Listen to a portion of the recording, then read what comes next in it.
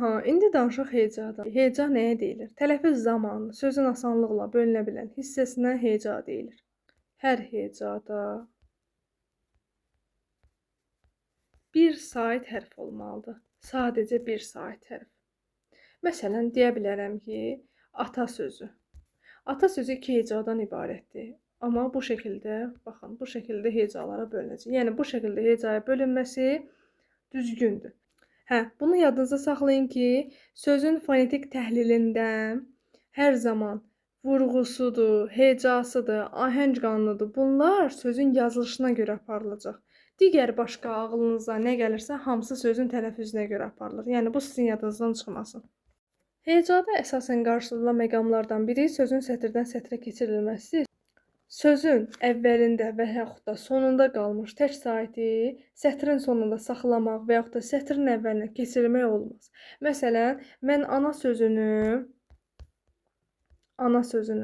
mən bu şəkildə hecaya bölə bilirəm. Amma mənim bu şəkildə onu hecaya bölməyim o demək deyil ki, mən sətrin sonunda burada ananı saxlayacağam, daha sonra keçəcəm aşağıdan nanı yazacağam.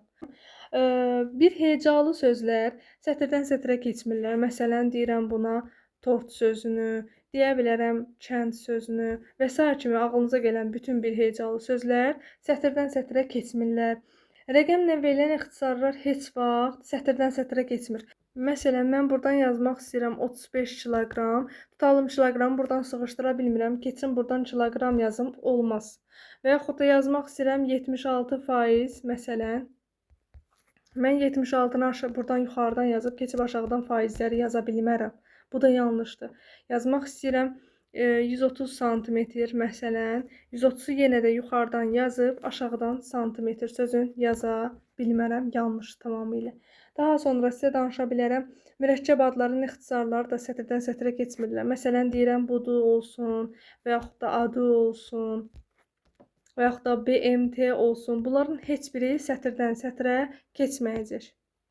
Daha sonra mürəkkəb sözlərin tərkib hissələri də ayrı-ayrılıqda hecalara bölünür. Yəni, yadınızda qalsın ki, o biri tərkib hissəni, bu biri tərkib hissənin hecasına qata bilməzsiniz. Məsələn, götürürəm yarımada sözünü. Yarımada sözü bu şəkildə yarım və ada sözlərindən bitişi ibarət bir sözdür.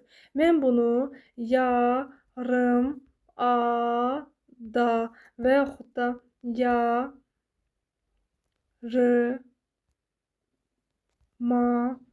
da şəklində hecalara bölə bilmərəm.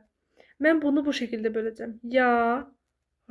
Yarım sözü ayrı heca, ada sözünü də ayrı kimi hecalara böləcəm.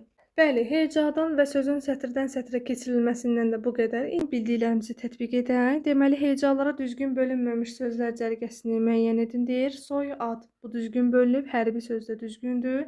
Dağıstan, gördüyümüz kimi dağıstan şəklində. Baxın, bu şəkildə hecaya bölünməli olduğuna görə bu yanlışdır. Bizdən də düzgün bölünməmiş istəyir. İndi avtoqraf sözünə baxaq. Avtoqraf. Mən dedim ki, mürəkkəb sözlərin tərkib hissələri ayrı-ayrılıqda hecalara bölünməlidir. Bir-birinə qarışmamalıdır. Ona görə mən burada avtoqraf şəklində hecaya bölməli idi deyə beyni biz yanlış kimi götürə bilirik. Daha sonra ikinci sualımız sözlərdən birinin hecalara bölünməsi yanlışdır. Quruculuk. Gördüyümüz kimi elə cavab A variantındadır. Nəyə görə? Quru olmalıydı. Baxın, quruculuk. Bu şəkildə olmalıydı. Quruculuk şəklində hecalara bölünməli deyə burada elə cavab olacaq A variantı. Daha sonra üçüncü sualımızda sözlərdən birinin hecalara bölünməsi yanlışdır deyir. Etibarnamə, bu düzgündür. Türkmənistan, bu da düzgündür. Dağıstan, bayaqları dedim, belə olmalıdır variant, düzgündür. Respublika. Burada artıq R-nin yanına keçməlidir. Respublika şəklində olduğu üçün cavab olacaq D variantı. Daha sonra dördüncü sualımız hansı cərgədə sözlərin hamısı hecalara düzgün bölünmüşdür deyir. Komandir. Baxın, komandir sözü bu şəkildə olmalıdır. Komandir. Əvvəlcə baxaq, ancaq komandir kimi yazılanlara baxaq. Komandir. A-da komandir deyil. B variantında komandir qala bilər. C variantında da komandir. Elə deyil, ona görə C-ni atıram. Digərlərində isə mən yazdığım kimidir.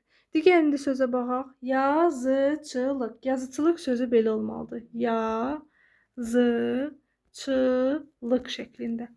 Və bu şəkildə olanları tapmalıyam. Yazıçılıq.